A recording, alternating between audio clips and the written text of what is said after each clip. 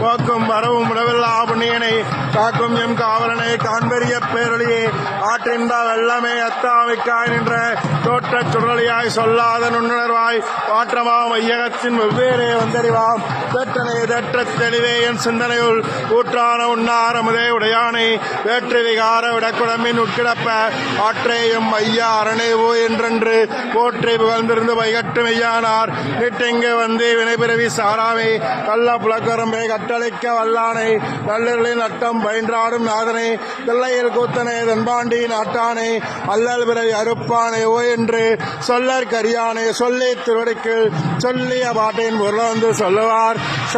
சோபரத்தின் உள்ளார் சுனடிக்கில் வல்லோரும் எத்தப்பணிந்து திருச்சிற்றம்பலம்.